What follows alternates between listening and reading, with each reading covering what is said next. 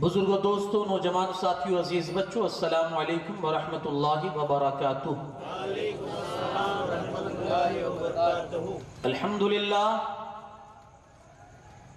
الحمدللہ رب العالمین والعاقبۃ للمتقین، والصلاة والسلام علی سید الانبیاء والمرسلین وعلی آلہ الطیبین واصحابہ الطاہرین اجمعین، اما بعد فاعوذ باللہ من الشیطان الرجیم، بسم اللہ الرحمن الرحیم۔ ان اللہ یأمر بالعدل والاحسان وإیتاء ذی القربى وینہی عن الفحشاء والمنکر والبغی یعظکم لعلکم تذکرون۔ صدق اللہ العظیم۔ انتہائی خلوصیت اور احترام کے ساتھ پورا مجمع جی لگا کر ایک بار درود پاک کا ہدیہ پیش کر دے۔ اللہم صلی علی سیدنا شفیعنا نبینا مولانا محمد کما تحب و ترضا بان تصلی علیہ صلاۃ و سلام علیک یا رسول اللہ صلی اللہ تعالی علیہ وسلم۔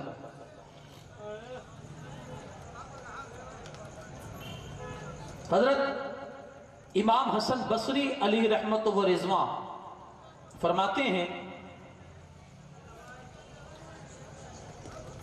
ایک خاتون ان کی بارگاہ میں آئی اور آ کر عرض کرتی ہے، حضور میری بچی کا انتقال ہو چکا ہے اور میں اسے خواب میں دیکھنا چاہتی ہوں، وہ کس حال میں ہے؟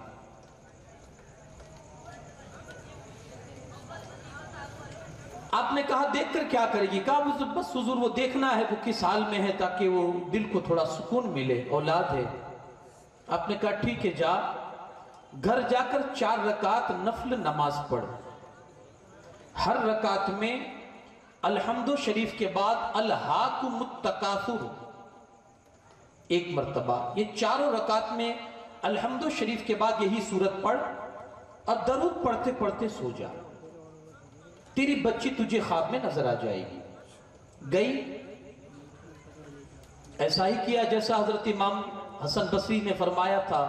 یقیناً خواب میں بچی نظر آئی، دیکھا کہ سخت عذاب میں ہے، ڈامر کا لباس پہنا ہوا ہے، ڈامر کی ٹوپی اللہ نے اس کو پہنائی ہے اور سخت عذاب میں مبتلا ہے، جہنم کا عذاب بھگت رہی ہے۔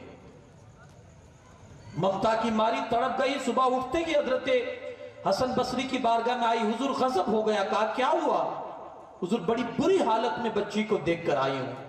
آپ نے فرمایا جا اپنی بچی کے نام پر صدقہ کر دے، صدقہ اللہ کے غضب کو بجھا دیتا ہے، جا صدقہ کر دے۔ وہ چلی گئی۔ چند دنوں کے بعد امام بصری نے خواب دیکھا کہ وہ جیسے جنت میں ہے، خود کو محسوس کیا انہوں نے جنت میں گھوم رہے، ایک جگہ سے گزر رہے تھے، ایک نوجوان لڑکی کسی تخت پر بیٹھی ہوئی تھی سج دھج کے۔ آپ نے توجہ نہ کی، اس کے قریب سے گزرنے لگے، اس نے آواز دے کر بلایا، اے امام جانتے ہو میں کون ہوں؟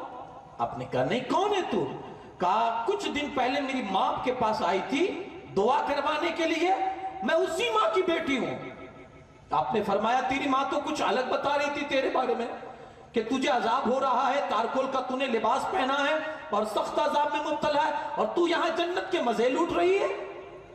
یا امام میری ماں نے سچ کہا تھا، میری ماں نے عذاب ہی میں مجھے دیکھا تھا۔ تو کہا پھر معاملہ یہ کیسا ہو گیا کہ تو عذاب سے نکل کر جنت میں کیسے مزے لوٹ رہی ہے؟ عرض کرتی ہے بندہ نواز، مسئلہ یہ ہوا تھا، ایک اللہ والا قبرستان سے گزرا، جس قبرستان میں میں بھی دفن تھی، اس قبرستان سے گزرا، اس نے درود شریف پڑھ کر ہم قبرستان والوں کو اصالِ ثواب کر دیا۔ اللہ پاک نے اس ایک درود کے صدقے اس قبرستان کی 500 قبروں سے عذاب کو اٹھا لیا، ایک درود کے صدقے۔ یارو جنت کی راہ آسان کر دیتی ہے درود، زندگی کے مسائل کا حل ہے درود، ہر درد کی دوا ہے صلی علی محمد، تعویذ ہر بلا ہے صلی علی محمد۔ پورا مجمع جی لگا کر ایک بار پڑھے، اللہ رب محمد صلی علیہ وسلم، نحن عباد محمد صلی علیہ وسلم دائما ابدا ابدا۔ آئیے کچھ منقبت کے اشعار اس کے بعد اپنی گفتگو کو آگے بڑھاؤں. شاعر لکھتا ہے کہ ہر سو جہاں میں خوب ہے چرچا حسین کا، ہر سو جہاں میں خوب ہے چرچا حسین کا، کیا سمجھے کوئی کیا ہے رتبہ حسین کا، کیا سمجھے کوئی کیا ہے رتبہ حسین کا. دین نبی کو آپ نے سینچا ہے خون سے، دین نبی کو آپ نے سینچا ہے خون سے، اسلام کا یہ باغ ہے صدقہ حسین کا، اسلام کا یہ باغ ہے صدقہ حسین کا. نہر فرات سامنے ان کے رہا مگر، نہر فرات سامنے ان کے رہا مگر، پیاسا شہید ہو گیا کنبہ حسین کا، پیاسا شہید ہو گیا کنبہ حسین کا. ظالم یزیدی مٹ گئے قہر خدا پڑی، ظالم یزیدی مٹ گئے قہر خدا پڑی، نام و نشان تو خوب ہے زندہ حسین کا، نام و نشان تو خوب ہے زندہ حسین کا. ان کے ہی صدقے بگڑے بنتے ہیں کام سب، ان کے ہی صدقے بنتے ہیں بگڑے کام سب. یہ ارشدی بھی خوب ہے منگتا حسین کا، کیا سمجھے کوئی کیا ہے رتبہ حسین کا، ہر سو جہاں میں خوب ہے چرچا حسین کا. پورا مجمع ایک بار اور جی لگا کر درود پاک پڑھ دے. اللہ رب محمد صلی اللہ علیہ وسلم، نحن عباد محمد صلی اللہ علیہ وسلم دائما ابدا ابدا. کل کی گفتگو میں آپ نے سماعت کیا، میں نے جس عنوان پر گفتگو کی تھی، میں نے خلفائے راشدین میں سے حضرت سیدنا ابو بکر صدیق رضی اللہ تعالیٰ اور حضرت عمر فاروق اعظم رضی اللہ تعالیٰ، یہ دو شخصیتوں کے حوالے سے ان کے دور کے جو انصاف تھے، جو اچھا برتاؤ اور سلوک تھا غیر مسلموں کے ساتھ، وہ میں نے آپ کے سامنے پروف کیا.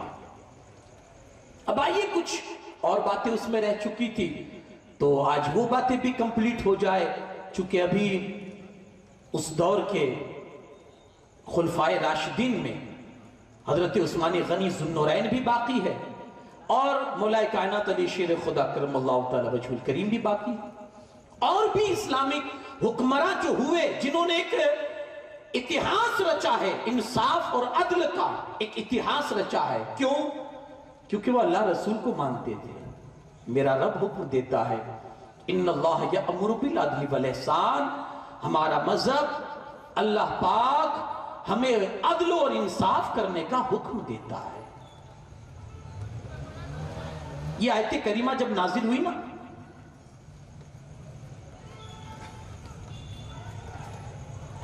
کسی قوم کا ایک سردار جس کا نام تھا اقسم بن سیفی، چرچا سنا اس نے حضور کا تو سوچا کہ چلو ملاقات کے لیے جاؤں دیکھوں کیا ہے. اس کے قوم کے لوگوں نے اس کو مشورہ دیا کہ ڈائریکٹ تم مت جاؤ، تم قوم کے سردار ہو، اگر کچھ تکلیف تمہیں پہنچ گئی تو اس نے اپنے طرف سے کچھ نمائندے تیار کر کے حضور علیہ السلام کی بارگاہ میں بھیجے. انہوں نے آ کر سب سے پہلا سوال کیا، من انت وما انت، آپ کون ہیں اور آپ کی حیثیت کیا ہے سماج میں. اللہ کے رسول صلی اللہ علیہ وسلم فرماتے تمہارے پہلے سوال کا جواب میں کون ہوں، میں محمد ابن عبداللہ ہوں صلی اللہ علیہ وسلم. تمہارا دوسرا سوال کہ تمہاری حیثیت کیا ہے سماج میں، تو کہا میں اللہ کا بندہ اور اس کا رسول ہوں. اس کے بعد حضور علیہ السلام نے یہ آیت کریمہ نازل ہوئی تھی، وہی ان کے سامنے پڑھ کر سنا دی. بسم اللہ الرحمن الرحیم، ان اللہ یأمر بالعدل والاحسان وإیتاء ذی القربى وینہی عن الفحشاء والمنکر والبغی یعظکم لعلکم تذکرون. بے شک اللہ تعالی عدل اور احسان کا حکم دیتا ہے، وینہی عن الفحشاء والمنکر والبغی، برائی گندی باتیں اور جو سماج لیول پر جو گراوٹ کی چیزیں ہیں مذہب اسلام اس سے روکتا ہے تم کو. یہ نصیحت ہے اللہ کی طرف سے، اگر تم سمجھو.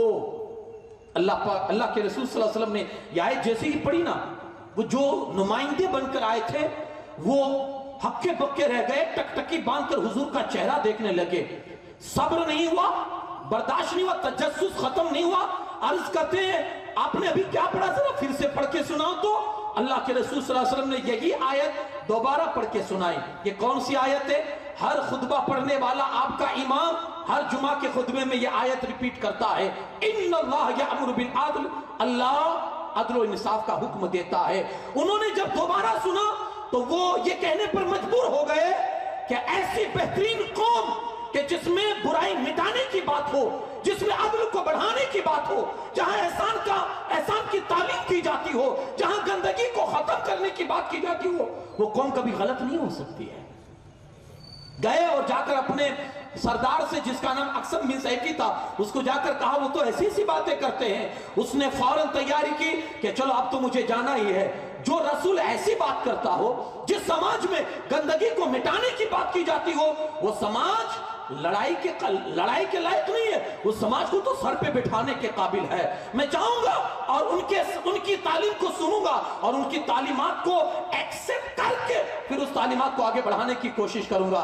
निकला जरूर था, लेकिन रास्ते में उसको मौत आ गई। मरते मरते उसने अपने साथियों से कहा था, देखो उस बंदे से मिलना जरूर, और वो जो कहे उनकी बात को मानकर उनके दामन से वाबस्ता हो जाना। ये वही आयत थी, इन्नल्लाह यअमुरु बिल अदल, अल्लाह अदल का हुक्म देता है। अदल किसे कहते हैं?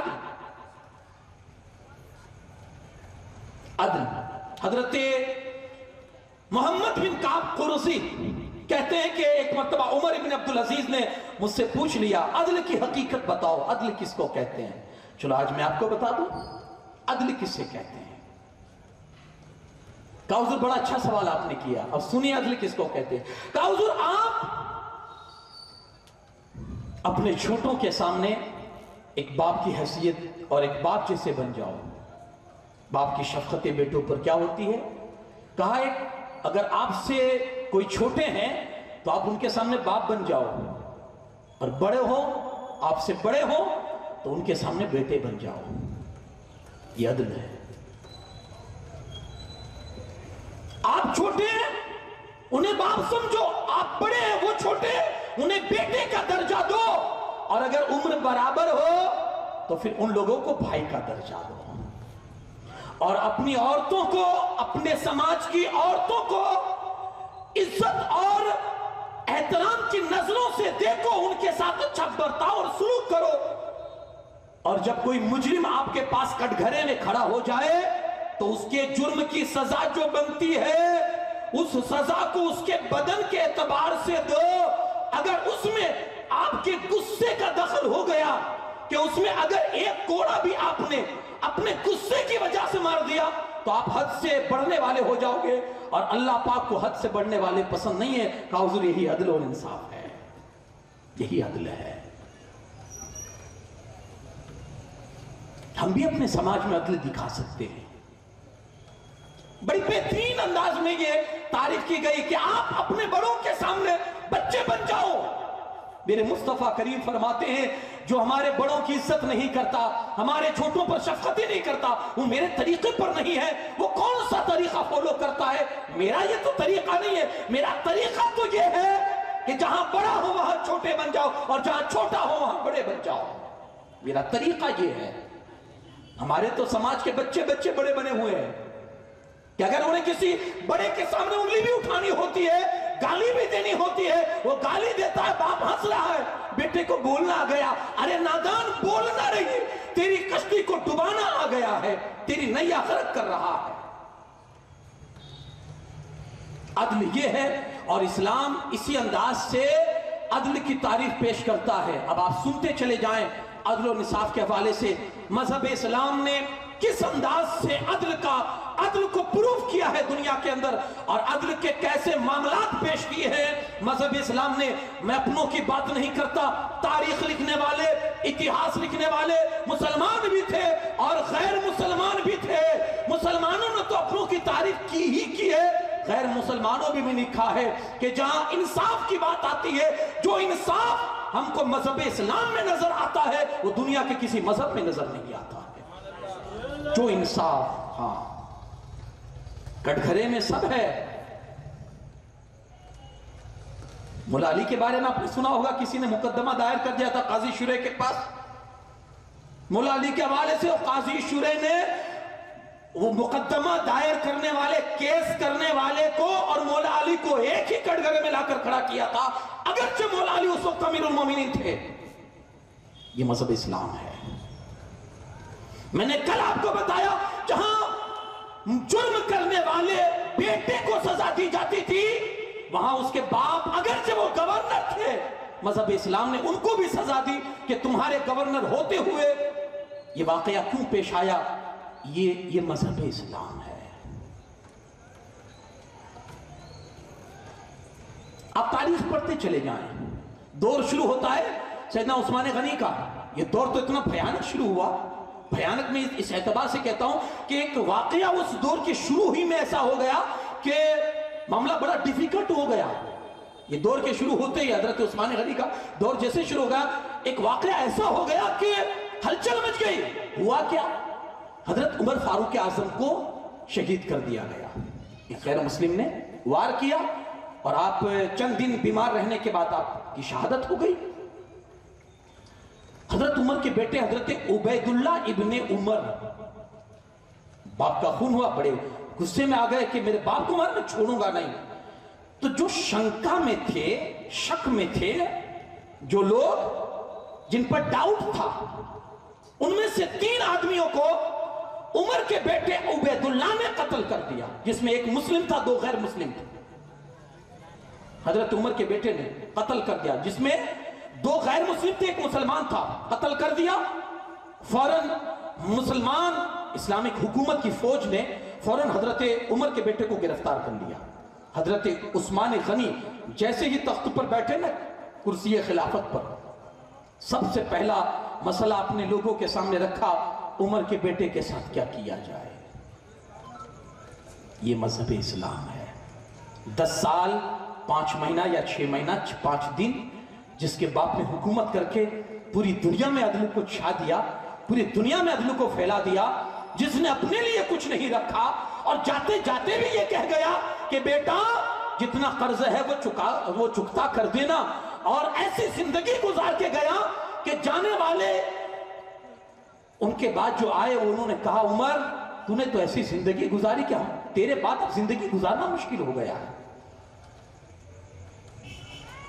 جن کی شہادت کے وقت جہاں بوڈی مبارک ان کی جو لاش مبارک رکھی ہوئی تھی, کہنے والوں نے یہ کہا یہ عمر نہیں, یہ اسلام پڑا ہوا ہے, یہ اسلام پڑا ہوا ہے. اس باپ کا بیٹا آج کٹگرے میں لا کر کھڑا کیا گیا ہے. کس بنیاد پر عمر قتل کر دیے گئے؟ بیٹے کو غصہ تھا, بیٹے نے 3 خون کر ڈالے. حضرت عثمان غنی نے لا کر سامنے عبید اللہ ابن عمر کو کھڑا کر دیا, حضرت عمر کے بیٹے کو, اور صحابہ سے مشورہ کیا کیا کیا جائے ان کے ساتھ. انہوں نے 3 خون کیے. جانتے ہیں صحابہ نے مشورہ کیا دیا؟ سب نے ایک زبان ہو کر کہا عمر کے بیٹے کو قتل کر دیا جائے. اللہ اکبر. کیا یہ مذہب اسلام کا فیصلہ ہے؟ قتل کر دیا جائے.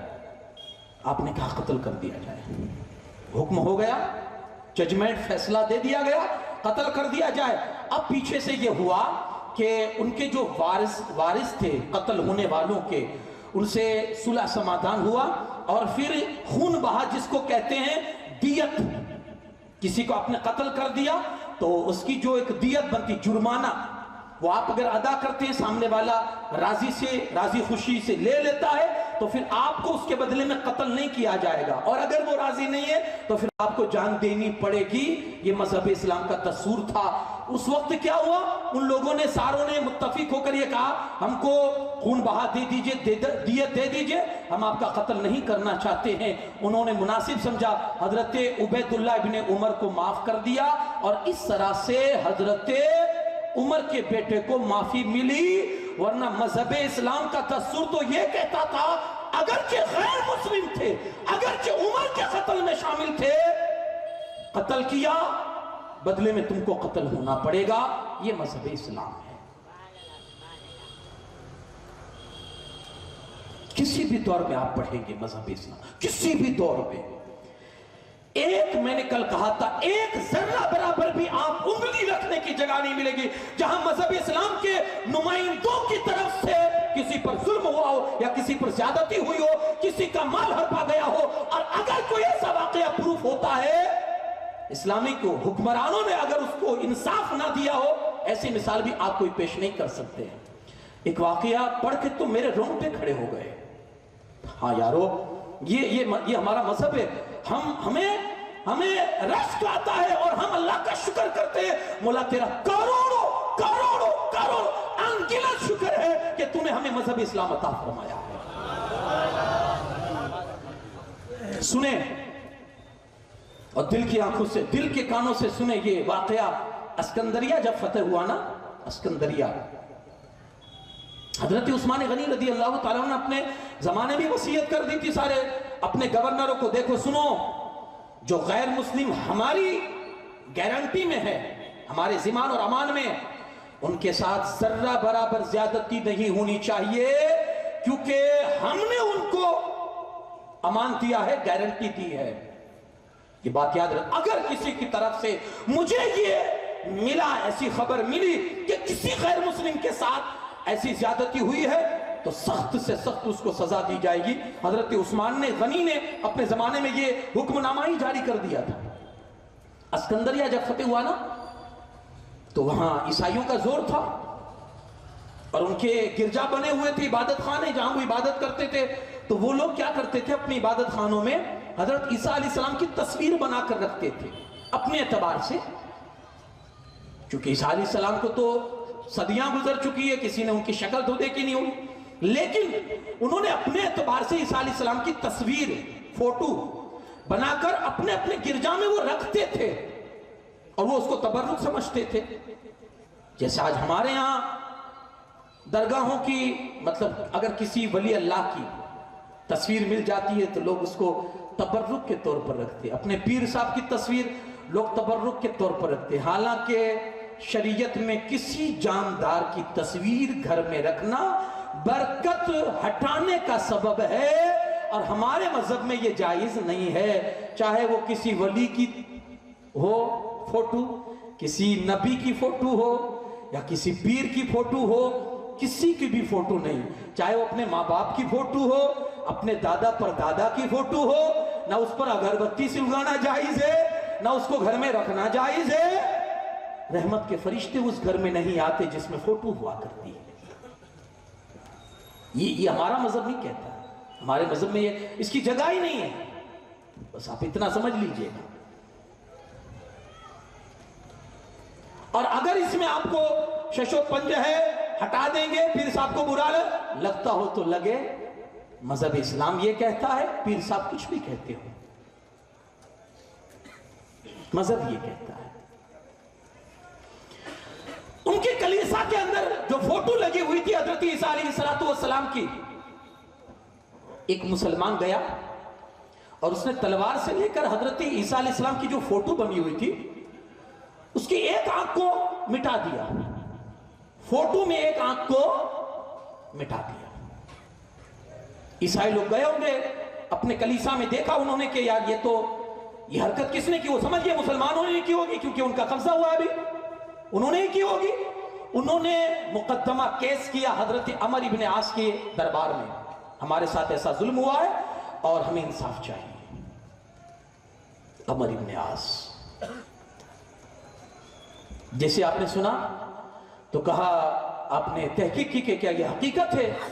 تو یقیناً ہوا ایسا ہی جیسا ان لوگوں نے شکایت کی تھی کہ ان کے کلیسا کے اندر عیسیٰ علیہ السلام کا جو فوٹو لگا ہوا تھا اس کی آنکھ کو انہوں نے کاٹ دیا تھا، کسی مسلمان نے کاٹ دیا تھا، ایک آنکھ نکال دی، ایک آنکھ رکھی، تصویر بری ہو جائے نا۔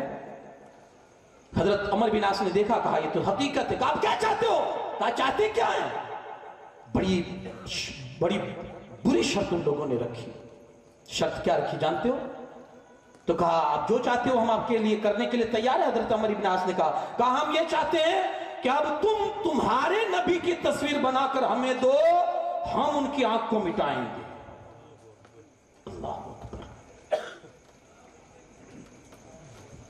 کوئی صحابی کیسے برداشت کرے گا کہ رسولullah صلی اللہ علیہ وسلم کی آنکھ مبارک پر کسی کی تلوار اگرچہ تصویر میں ہو، آج ہم اپنے باپ کی تصویر کسی کو پھاڑنے نہیں دیں گے، کوئی حضور کی آنکھ پر تلوار چلائے؟ یہ کڑی شرط جب ان لوگوں کی طرف سے آئی، عمر ابن عاص پورے جسم میں کپ کپ پیتاری ہو گئی، کہا کیا بات کرتے ہو تم؟ رسول اللہ کی آنکھ کی بات کرتے ہو؟ ارے ہم تمہارے سامنے کھڑے ہیں نا، یہ لو ہماری آنکھیں، حاضر ہے، جتنی چاہو آنکھیں مٹا دو، میری تو دو ہی ہے، یہاں سینکڑوں کی تعداد میں مسلمان کھڑے، جس کی چاہو آنکھ مٹا دو، ہم اپنی آنکھ دینے کے لیے تیار ہے۔ ایسا اتنا کہہ کے حضرت عمر ابن عاص نے ایک نیزہ اٹھایا اور سامنے جو عیسائی کھڑا تھا اس کے ہاتھ میں تھما دیا، لے سب سے پہلے میری آنکھ ہے، میری آنکھ نکال کر پھوڑ دے، میں حضور کے صدقے اپنی آنکھ قربان کرنے کے لیے تیار ہوں۔ عیسائی نے جیسے ہی یہ دلیری دیکھی، ہاتھ سے نیزہ گر گیا، کہا تمہاری اتنی جانثاری اور تمہارے اندر جب اتنی فراخ دلی ہے تو اب ایسی قوم کے ساتھ ایسی بہرمی کرنا، ہمارے اندر یہ چیز طاقت نہیں ہے، ہم نہیں چاہتے کہ تمہارے ساتھ ایسی بہرمی کی جائے، چلو آج ہم نے تمہیں اپنے نبی کی اس محبت کے واسطے ہم نے تم کو معاف کر دیا۔ یہ کون ہے؟ یہ مذہب اسلام کے نمائندے ہیں، یہ حکمراں ہے جو مذہب اسلام کی نمائندگی کرتے تھے اور اس انداز سے کرتے تھے کہ جہاں کٹ گھرے میں اگر کوئی کیس لے کر غیر مسلم بھی آ جاتا تھا اور کیس کسی مسلمان کے حوالے سے ہوا کرتا تھا کہ اس نے مجھ پر ظلم کیا ہے، اسلام اس کو بھی انصاف دلاتا تھا۔ ایسے ایک دو نہیں، سینکڑوں واقعات پڑے۔ یہ حضرت عثمان غنی کا۔ اب ان کے بعد دور آتا ہے حضرت مولا کائنات علی شیر خدا کرم اللہ تعالی وجہ الکریم کا۔ میں نے اس سے پہلے بھی کئی تقریروں میں آپ کے سامنے عرض کیا ہے، مولا علی کرم اللہ تعالی وجہ الکریم کا جو دور تھا نا، بڑے خلفشار اور انتشار کا دور تھا، بڑے فتنے ہو گئے تھے یارو۔ ہم اس بارگاہ کو سلام عرض کرتے ہیں مولا کائنات علی شیر خدا کو، اللہ نے کیا حکمت عطا فرمائی تھی، اس بندے نے اتنے فتنے ہونے کے باوجود بھی اتنے بہترین انداز سے کئی سال تک حکومت اور خلافت کے فرائض انجام دیے۔ یہ مولا علی کا وطیرہ ہے اور انہی کی یہ خاصیت ہے، ورنہ اتنے فتنوں کے بیچ میں کوئی آدمی ایک مہینے تک ٹک نہ سکے، وہاں میرے آقا، میرے مولا کائنات کے مولا کائنات علی شیر خدا نے کئی سالوں تک بہترین انداز میں حکومت کر کے اور انصاف کا معاملہ کر کے، انصاف بھی ایسا کہ اپنے تو اپنے غیر بھی جس کے انصاف کی تعریف کرتے تھے، زمانہ اسے مولا کائنات علی شیر خدا کے نام سے جانتا۔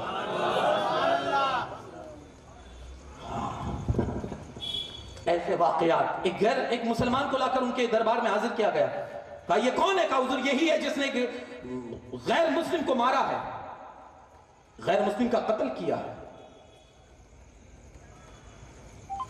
لائے کون؟ مسلمان ہی کو پکڑ کر لا کر کٹ گھرے میں کھڑا کیا گیا ہے۔ ہاں، انصاف زندہ ہونا تو زندگیاں جیتی ہے وہاں، جہاں انصاف حیات ہونا، انصاف اور عدل زندہ ہونا، وہاں انسان کا ضمیر زندہ ہوتا ہے، پھر وہ اس کی نظروں میں پھر انصافی ہوتا ہے، پھر اس کی نظروں میں انسانیت ہوا کرتی ہے، مذہب نہیں ہوا کرتے۔ ہاں، پھر وہ کسی غیر مسلم کو بھی تڑپتا ہوا نہیں دیکھ سکتا ہے کہ اس کے ضمیر کے اندر عدل و انصاف زندہ ہے۔ لا کر کھڑا کیا گیا، کہا حضور اس نے ایک غیر مسلم کا قتل کیا ہے۔ آپ نے اس کے گھر والوں کو بلایا جس کا قتل ہوا تھا، اور آپ نے فرمایا اس کو اس کے گھر والوں کے حوالے کر دو، وہ چاہے تو مار دے اور چاہے تو اس کو بخش دے، دیت لے کر، خون بہا لے کر، رقم لے کر۔ بعد میں حضرت مولا کائنات علی شیر خدا کی بارگاہ میں پھر وہی بندہ آیا جس نے قتل کیا تھا،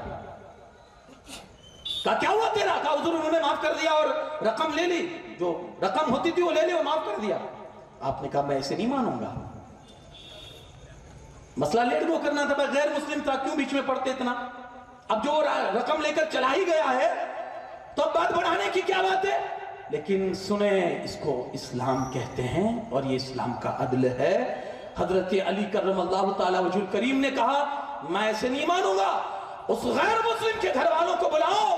اس کا بھائی تھا، اس کو بلایا گیا، آپ نے اس کو اکیلے میں لے جا کر، اس مسلمان کو پیچھے کیا، اس کو اکیلے میں لے جا کر پوچھا سچ سچ بتانا تجھے دھمکی تو نہیں دی ہے نا؟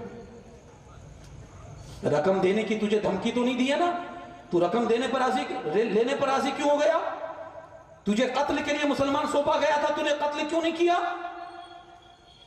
तुझे धमका कर कोई और तो? कहा हुजूर ऐसी कोई बात नहीं है, मैं खुद ही राजी हो चुका हूं, और राजी होने की वजह यह है कि मेरा मरा हुआ भाई अब वापस तो नहीं आ सकता है अगर मैं उसको मार दूंगा। मेरा मरा हुआ भाई इसके मारने से वापस तो नहीं आ जाएगा, लेकिन अगर कुछ रकम मिल जाएगी तो हो सकता है कि इसके घर वालों का कुछ तो गुजरान हो जाए, कुछ तो टेका हो जाए, कुछ तो किफायत हो जाए उनके लिए। तो हुजूर रकम लेना मैंने अच्छा समझा ताकि उनका कुछ काम हो जाए। मार दूंगा उसके घर वालों को फायदा क्या होगा, इसलिए हुजूर मैं रकम लेने के लिए राजी हो गया। तब मौला अली ने एक जुमला कहा था, सुने। मौला अली फरमाते हैं, हाँ ये अपनी तेरी मर्जी है, तू माफ कर तो कोई बात नहीं, लेकिन हमारा मजहब ये कहता है कि जब तुम लोगों ने अपने आप को हमारे जिम्मे सौंप दिया तो अब तुम्हारा खून और हमारा खून बराबर है। ये मौला अली ने फरमाया था। क्या कहा कि जब तुम लोगों ने अपने आप को हमारा शहरी बना लिया और हमारे अंडर में तुम आ चुके तो अब तुम्हारा खून और हमारा खून बराबर है। अगर तुम्हारा कोई कत्ल करता है तो जैसे हमारे खून की दियत और खून बहा अदा करने का हुक्म है, वैसे तुम्हारे भी खून की कीमत है और तुम्हारे खून बहा का भी अदा करने का यही हुक्म है जो हमारे खून का है। ये मजहब इस्लाम है। इस एक दो नहीं सैकड़ों वाक़या। अच्छा चलो ये तो खुलफाए राशिदीन का जमाना था कि जो बड़े पाकीज़ा किरदार के लोग थे, वो नफूस कुदसिया थे। हाँ यारो, जिन्हें हुजूर की सोहबत नसीब हुई थी, जो पल पल हुजूर के साथ रहते थे, जिनकी तालीम हुजूर की संगत में और हुजूर के पास हुई थी, जिन्होंने हर लम्हा हुजूर को देखा था, हुजूर को पढ़ा था, हुजूर को सुना था, तो उनका किरदार इतना अच्छा था तो उन्होंने ऐसा प्रूफ किया। मैं सदियों साल के बाद आपको पीछे लाकर बताऊं, ऐसे भी हुए हैं बादशाह, ऐसे भी हुए हैं। मैंने कल हजरत उमर इब्न अब्दुल अजीज क्या, ये उम्मी खलीफा है, उमर इब्न अब्दुल अजीज बादशाह के गवर्नर के बेटे थे।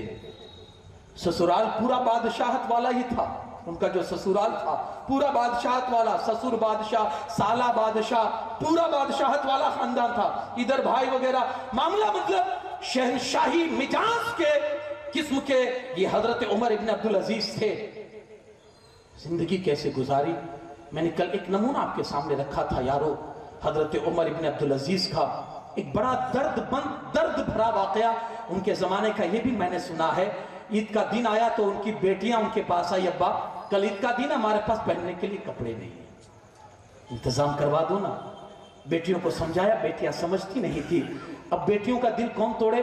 और आज आप देखते होंगे जब आपकी बेटी जिद कर लेती है ना, आपके पास रकम नहीं होती, आप उधार लेकर भी उसकी जिद को पूरा करते हैं। बेटी की जिद है, बाप से जब रहा नहीं गया, बहुत इसरा जब बेटियों की तरफ से हुआ ना, तो बाप गया कहां जानते हैं? खजांची के पास।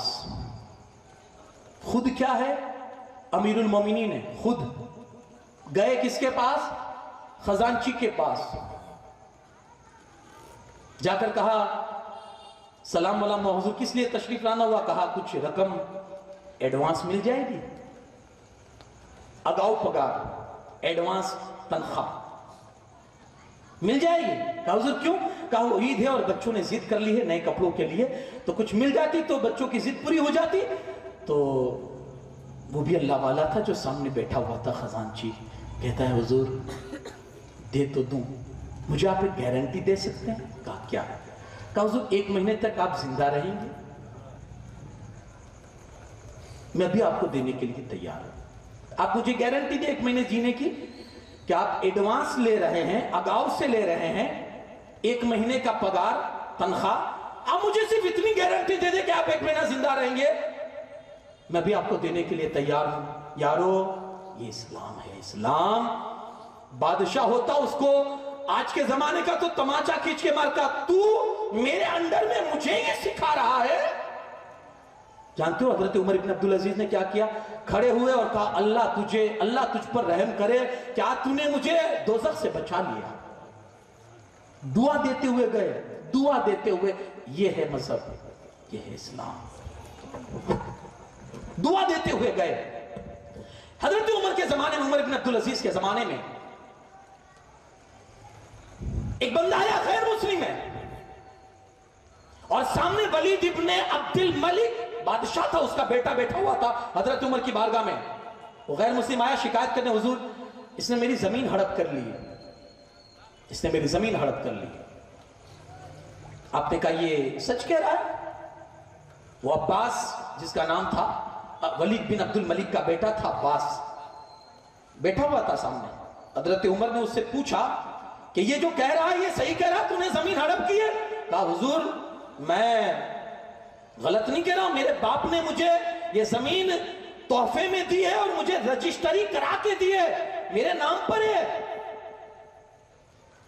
حضرت عمر نے اس سے پوچھا کہ بھائی اب تو کیا کہتا ہے؟ یہ تو کہتا ہے کہ میرے باپ نے مجھے دی اور رجسٹری کروائی ہے، اب تو کیا کہتا ہے؟ اس نے کہا میں تو قرآن سے انصاف چاہتا ہوں۔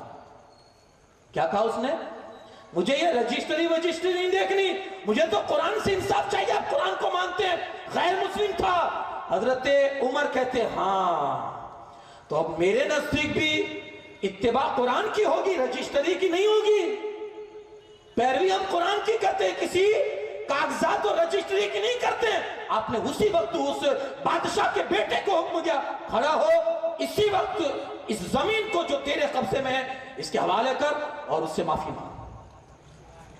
غیر مسلم تھا، کاغذات تھے، پروف تھا۔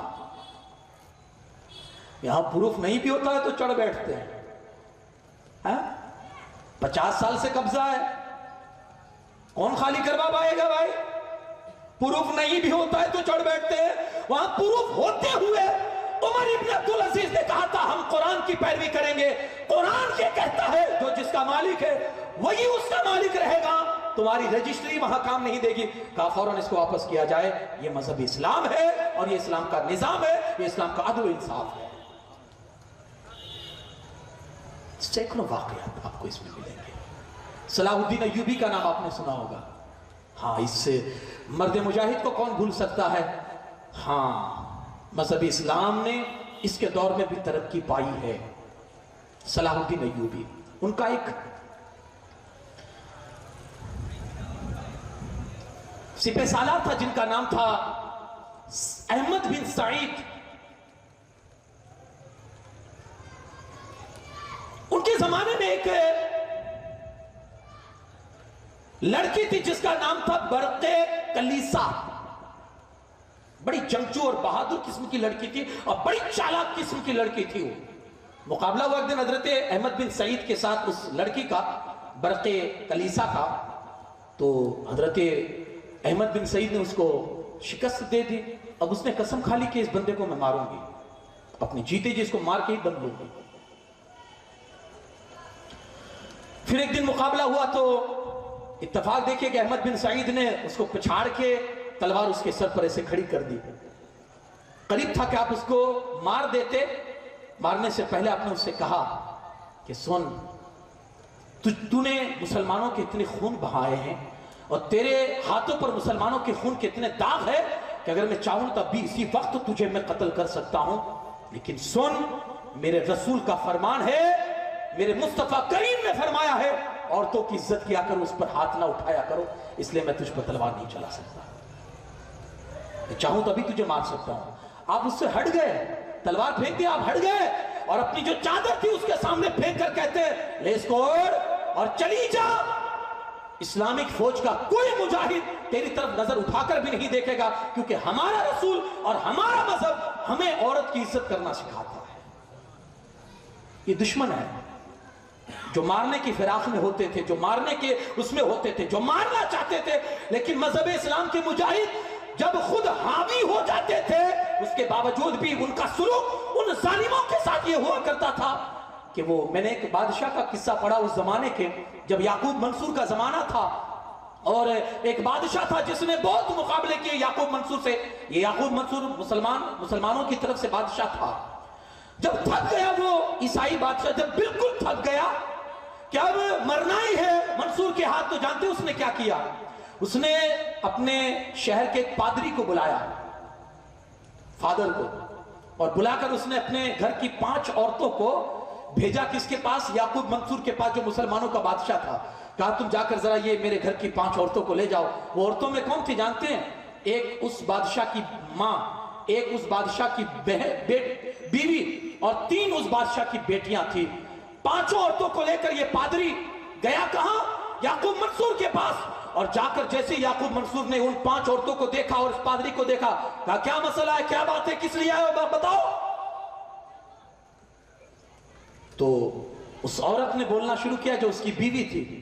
कहा मेरा शौहर जो है, मैं उसकी बीवी हूं, मेरा शौहर ये बड़ा आपके खिलाफ बहुत उसने साजिशें की है, बहुत से मुसलमानों का खून मारा है, लेकिन आप माफ कर दे, मैं उसकी माफी का परवाना आपके पास लेने के लिए आई हूं, आप माफ कर दे तो बड़ा अच्छा होगा। जैसे ही मंसूर ने सुना ना, मंसूर कहता है ये सारी बातें बाद में होगी, पहले वो कहता है अपने सिपाहियों को जिसके पास जितनी चद्दरें हैं वो इन औरतों को दे दो ताकि ये अपना सर ढांक ले, क्योंकि इस हालत में हम मुसलमान किसी औरत से बात नहीं किया करते। अल्लाह, उन 5 के सरों को ढका गया। फिर कहा आप बोलिए क्या बात है। मंसूर गुस्से में आ गया, तेरा शौहर वो है कि हजारों के खून का धब्बा है उसके जिस्म पर और उसके हाथ पर, वो ऐसे माफ कर दिया जाएगा। उसकी बीवी को यकीन हो गया कि अब मेरा शौहर माफ नहीं किया जाएगा। तो जानते हो उसकी बीवी ने क्या शर्त रखी। मंसूर से कहती है ये मेरी 3 बेटियां हैं, आप इसको रख लो, आप जिसके साथ चाहो निकाह कर लो, जिसके साथ चाहो। आप अपने बेटे से निकाह करना चाहते हो मेरी बेटी की, तो आप उससे साथ भी, अपने किसी सिपाही के साथ निकाह करवाना चाहते हो, ये मेरी बेटियां तीनों साथ में आप निकाह करवा दो, मैं राजी हूं, लेकिन मेरे शौहर को माफ कर दो। मेरे शौहर को जलाल में आ गए हजरत ये याकूब मंसूर जो बादशाह थे, जलाल में आ गए और कहते हैं बहन सुन, ये पादरी जो है ना, पादरी, इन लोगों ने हम मुसलमानों की छवि तुम्हारी नजरों में खराब कर दी है कि मुसलमान डाकू होते हैं, मुसलमान जालिम होते हैं, मुसलमान बेदर्द होते हैं। इन यहूदियों ने और इन पादरियों ने हमारी छवि खराब की है। बहन तू जैसा समझती है ना वैसे हम नहीं है। तू कहती है कि मेरी बेटियों को अपने निकाह में ले लो, बहन जा, मैंने बगैर किसी शर्त के तेरे शहर के, तेरे शौहर के सारे गुनाहों को माफ कर दिया, जा, सारी गलतियों को माफ कर दिया। बीवी हैरत से तकती रह गई उसको, यार इतना दिल है, सिर्फ इतनी सी बात पर माफ कर दिया मेरे शौहर को। तो जानते हो उसकी बीवी ने दुआ दी, अल्लाह तेरे रुतबे को और बुलंद करे, हमने क्या सुना था तेरे बारे में और तू देख क्या रहे हैं तेरे बारे में। जाने लगे तो उसकी बड़ी बेटी थी ना, वो बड़ी बेटी कहने लगी बादशाह सलामत, बहुत बुरा हमने अपने बाप दादाओं से तुम्हारे बारे में सुना था, मुसलमान जालिम होता है, मुसलमान बेदर्द होता है, उसकी नजर में औरत की कोई इज्जत नहीं होती है। हमने तुम्हारे सिपाहियों के साथ जो मामला देखा है कि तुम्हारे सिपाहियों ने हमारे सरों को ढांप दिया है, अगर हमारे सिपाही होते जो सर पे होता वो भी छीन लेते, और तुम्हारे सिपाही ऐसा मामला औरतों के साथ करते हैं। मेरा दिल तुम्हारी तरफ मुतमईन हो गया और मेरे दिल से दुआ निकली कि काश अल्लाह मुझे तुम्हारी कौम के अंदर पैदा करता। ये बड़ी बेटी कह रही है, अल्लाह मुझे तुम्हारी कौम में पैदा करता, ऐसे बेहतरीन अखलाक वाली तुम्हारी कौम है। ये कहकर वो दुआएं देने लगी। तो याकूब मंसूर ने कहा इन लोगों को सही सलामत अपने घर पर पहुंचाया जाए और कहा जा तेरे शौहर को हमने बगैर किसी शर्त के माफ कर दिया और उसकी सारी खताओं को, सारे जुर्मों को माफ कर दिया। ये सुनकर वो इतनी मुतमईन हुई और मुतासिर हुई इस्लाम से कि वो आई थी मजहब इस्लाम की नेगेटिव छवि लेकर अपने जहन में कि मजहब इस्लाम के मानने वाले गुंडागर्द होते हैं, दहशतगर्द होते हैं, जालिम होते हैं। लेकिन जब जा रही थी तो मजहब इस्लाम की तारीफ करती हुई जा रही थी, जब जा रही थी मुसलमानों के नगमे गाती हुई जा रही थी कि अल्लाह अगर हमें पैदा करे तो मुसलमान कौम के अंदर पैदा करे। ये मजहब इस्लाम है। आज बड़ी बुरी तरह छवि हमारी नौजवान नस्लों के सामने बिगाड़ी जाती, किन की जानते हैं? शेख मुहियुद्दीन औरंगजेब आलमगीर की बड़ी बुरी तरह ये छवि उनकी हमारी नौजवान नस्लों के सामने ये खराब की जाती है।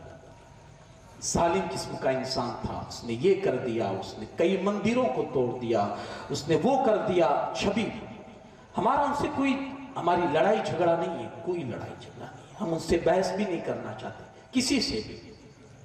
हम सिर्फ औरंगजेब आलमगीर का सच्चा इतिहास उनके सामने पेश करना चाहते हैं। पढ़े ये इसलिए ऐसी बातें करते हैं, उन्होंने औरंगजेब को पढ़ा ही नहीं। औरंगजेब कौन था? एक ही वाकया सुनाने पर मैं इक्तिफा करूंगा औरंगजेब आलमगीर के जमाने का। हाँ, और आप अंदाजा लगाइएगा कि कितनी अहमियत थी औरंगजेब आलमगीर की नजर में ایک بچی کی، چاہے وہ بچی، میں نے اس سے پہلے کہا تھا نا کل کی تقریر میں، حضور علیہ السلام کے زمانے میں جب واقعہ ہوا تھا، میرے مصطفیٰ کریم نے فرمایا تھا صلی اللہ علیہ وسلم، بیٹی کسی کی بھی ہو، بیٹی تو ہے نا۔ اورنگزیب عالمگیر نے اپنے زمانے میں جب لوگوں کو گورنر بنا کر ایک ایک جگہ بھیجنا شروع کیا، تو ایک گورنر ایسا بھی بھیجا جو دکھنے میں بڑا شریف مزاج دکھ رہا تھا۔ اب ظاہر سی بات ہے کہ آپ میرے سامنے اچھے لباس میں ہو، شریفانہ لباس میں ہو، کسی کی پیشانی پر تو نہیں لکھا نا کہ یہ گنڈا ہے، ہاں یہ بدتمیز قسم کا انسان ہے، یہ دھوکے باز ہے، کسی کی پیشانی پر، کسی کی لباس پر بھی نہیں لکھا ہے۔ تو اچھا دیکھ کر اورنگزیب عالمگیر نے اس بندے کو جو کیریکٹر کا بالکل خراب تھا،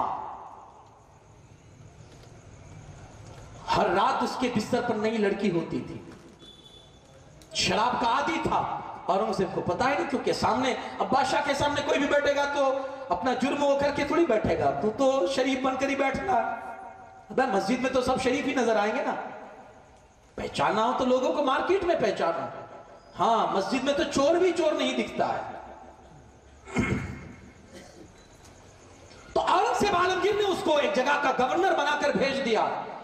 اب اس کی عادت تھی ہر رات ایک نئی لڑکی، گاؤں میں جو اس کے اپنے تھے، جو اس کے قریبی تھے، اس نے پوچھا، اس گورنر نے، یہاں سب سے خوبصورت لڑکی کون ہوگی، کس گھر میں، ذرا ایڈریس دو۔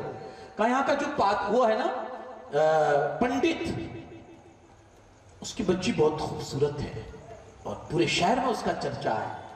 اس نے قاصد بھیجوایا کہ جا کر اس کو پیغام دے دو کہ اپنی لڑکی کو کل تک میرے گھر پر پہنچا دینا، یہاں گورنر ہاؤس میں۔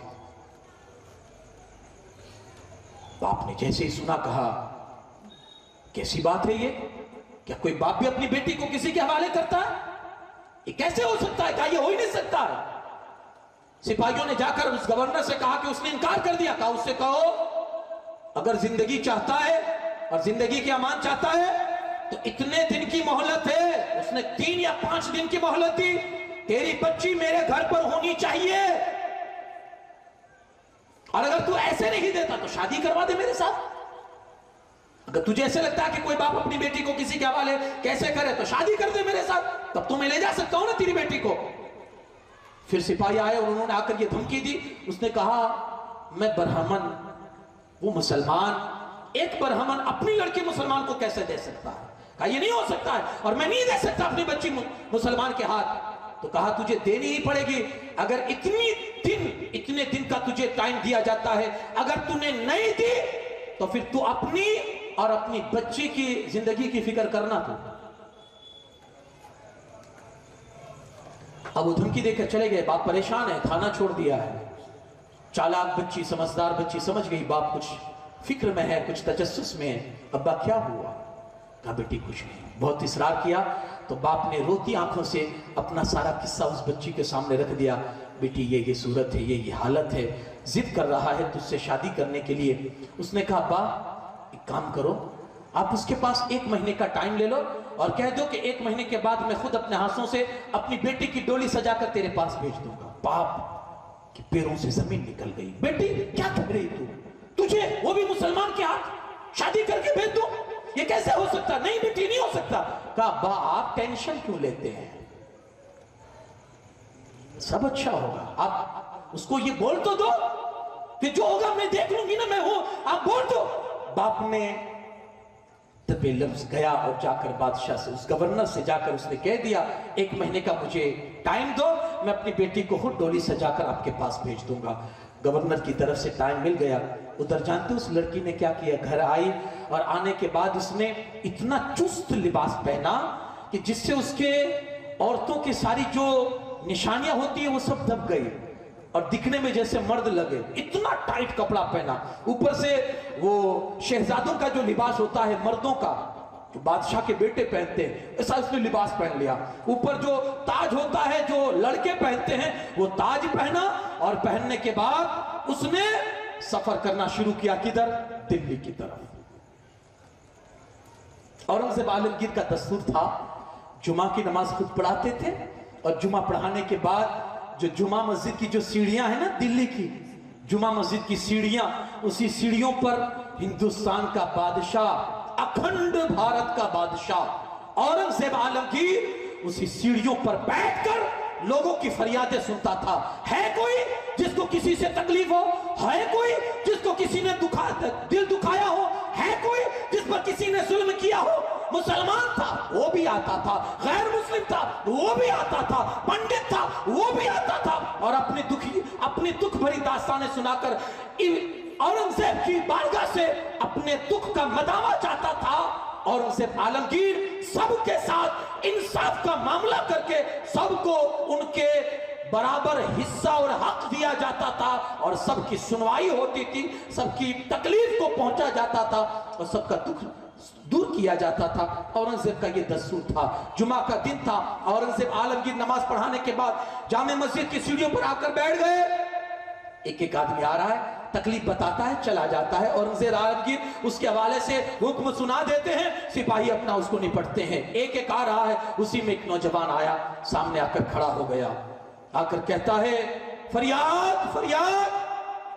औरंगजेब आलमगीर ने जैसे ही उस नौजवान को देखा, सर झुका लिया और अपनी चादर उसके सामने फेंक कर कहते हैं, बेटी, लड़कियों को इस लड़कों की सूरत में मर्दों के सामने हमारे मजहब में आने की इजाजत नहीं है। लड़कियों को लड़कों के लिबास में हम मर्दों के सामने आने की इजाजत नहीं है। अपनी चादर फेंक कर कहते हैं, बेटी पहले अपना जिस्म ढांक लो।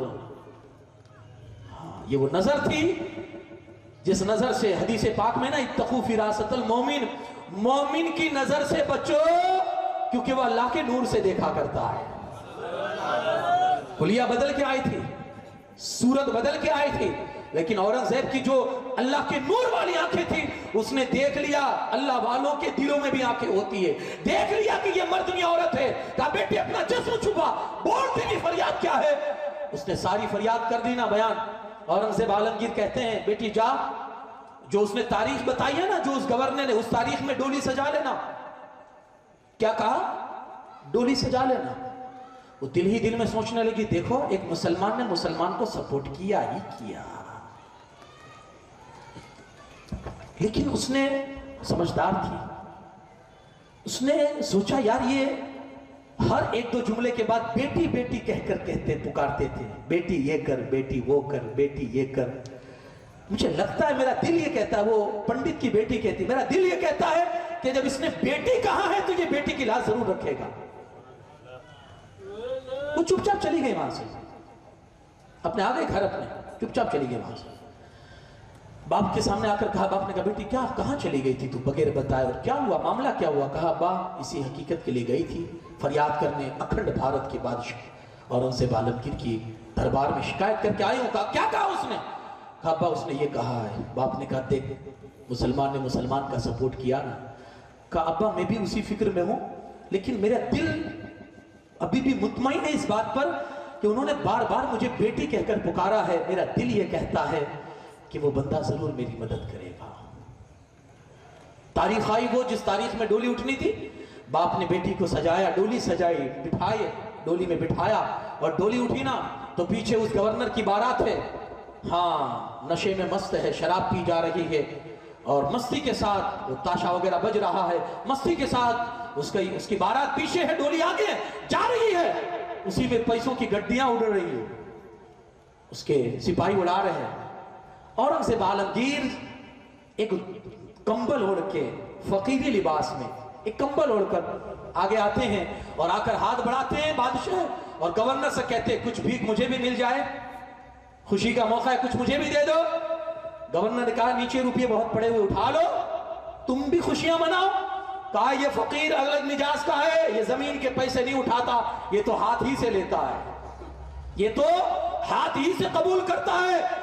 जैसे ही गवर्नर ने उसके मिजाज देते, कहा ये किस किस्म का फकीर है? कहा ठीक है, खुशी का मौका है, तेरे ये तानों पर मैं तवज्जो नहीं दूंगा। जेब से गड्डियां निकाली, औरंगजेब आलमगीर के सामने जो फकीर की सूरत में थे, जैसे ही गड्डी बढ़ाई, औरंगजेब आलमगीर ने उसके हाथ को इतनी मजबूती से थामा कि उसने बहुत छुड़ाने की कोशिश की, लेकिन छुड़ा नहीं पाया। वो कहता है बाबा तू है कौन?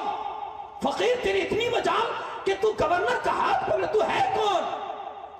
और अौरंगजेब ने जैसे ही अपने जिस्म से कंबल को उठाया, लोगों की आंखें फटी की फटी रह गई, जमीन निकल गई उनके कदमों के नीचे के सामने। कंबल के अंदर जो ओढ़ के आया था वो कोई और नहीं, अखंड भारत का शहंशाह, हिंदुस्तान पर राज करने वाला औरंगजेब आलमगीर था।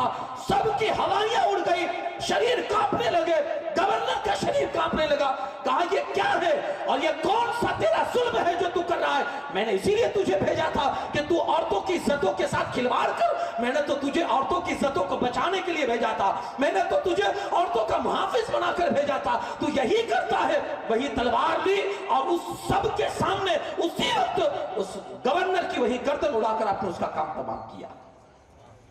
एक पंडित की बेटी की इज्जत को बचाने के लिए औरंगजेब ने अपने गवर्नर को मारा, सीएम को मारा, एक पंडित की बच्ची की इज्जत को बचाने के लिए। उसके बाद आगे का जो मरहला है वो सुने। आपने कहा मुतमईन हो? पंडित और पंडित की बेटी से कहा हुजूर हाँ, अल्लाह आपका भला करे, आपने इंसाफ दिलाया। कहा तुम्हारा घर कहाँ? कहा हुजूर ये नजदीकी में। कहा चलो मुझे पानी पिलाओ। औरंगजेब ने क्या कहा? मुझे पानी पिलाओ। गए, करीब है, कहा कुछ खाने को मिल जाएगा? उसने जो कुछ घर में था वो पेश किया। औरंगजेब ने पानी पिया, खाया। तो पंडित कहता है हुजूर आप बादशाह के घर के दस्तरखान में कमी क्या होती है जो आपने एक पंडित के घर का ये मामूली खाना खाया? आप फरमाते हैं सुन पंडित, तेरी बेटी दिल्ली के अंदर जब मेरे पास फरियाद लेकर आई थी, तब दिल्ली की जामा मस्जिद की सीढ़ियों पर बैठकर मैंने उस वक्त कसम खाई थी कि जब तक इस पंडित की बच्ची को इंसाफ नहीं दिला देता हूं उस वक्त तक ना खाऊंगा, ना पीऊंगा और ना सोऊंगा। अल्लाह की कसम उस दिन से आज तक ना मैंने खाया है, ना पिया है और ना मैंने सोया। ये इस्लाम है, इंसाफ पसंद इस्लाम ये है, अदल को फे वाला ये मजहब हमारा इस्लाम है। बड़ी बुरी तरह लोग छवि को खराब कर रहे हैं। आप मुसलमान हैं, आप मैदान में आए और अपने इस्लाम की छवि को लोगों के सामने प्रूफ करें। हमारा मजहब वो नहीं है जो तुम देख रहे हो, हमारा मजहब तो वो है जो सलाहुद्दीन अय्यूब ने इंसाफ के साथ पेश किया था।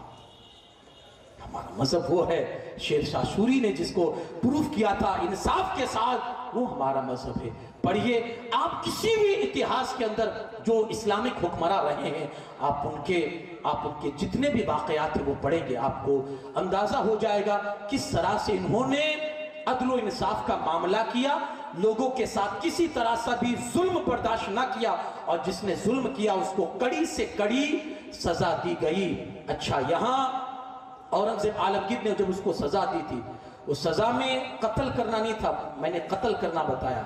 सजा ये थी कि 2 हाथी को बुलाया उसने, औरंगजेब ने 2 हाथी को, और उसके पैरों को अलग अलग हाथी से बांधकर अलग दिशा में चला दिया, पूरा चीर दिया गया। उस गवर्नर को ये सख्त सजा देकर आने वाली कौमों को बता दिया, अगर आज के बाद कोई औरत की इज्जत पर उंगली भी उठाता है या उसके साथ खिलवाड़ करने की कोशिश करता है, औरंगजेब का सुलूक उसके साथ यही होगा, अगरचे वो किसी गैर मुस्लिम या काफिर की बेटी हो, अगरचे वो किसी पंडित की बेटी हो। मजहब इस्लाम औरत की इज्जत करना सिखाता है। आज काश के हमारा मुल्क भी इस चीज को समझ जाए कि औरत की इज्जत क्या होती है, तो शायद ऐसे जो सोशल मीडिया पर वाकयात रोनुमा होते हमारी नजरों के सामने आते हैं कि हर दिन एवरेज अगर आप निकालोगे तो कोई दिन खाली ऐसा नहीं जाएगा। मैं दिल की बात करता हूं यारो, कोई घंटा ऐसा खाली नहीं जाएगा। मैं घंटों की बात करता हूं, कोई मिनट खाली नहीं जाएगा जहां किसी हमारी मां और बहन की इज्जत तार तार ना होती हो। काश के कोई मजहब इस्लाम को फिर से समझ ले यारो, तो आज भी हमारी माओ बहनों की इज्जतें आज भी बहाल हो जाएगी, आज भी महफूज हो जाएगी, अगर वो इस्लाम के अदल और इंसाफ को समझे और उस पर अमल करने की कोशिश करे। अल्लाह पाक हमें इन बुजुर्गों का साया नसीब फरमाए और इन्हीं के नक्शे कदम पर चलाए। मजहब इस्लाम को हमारे दिलों में, हमारी रग रग में समा दे और हमें इसी पर जिलाए और इसी पर हमारा खात्मा फरमाए। वमा अलैना इल्लल बलाग। अस्सलामु अलैकुम।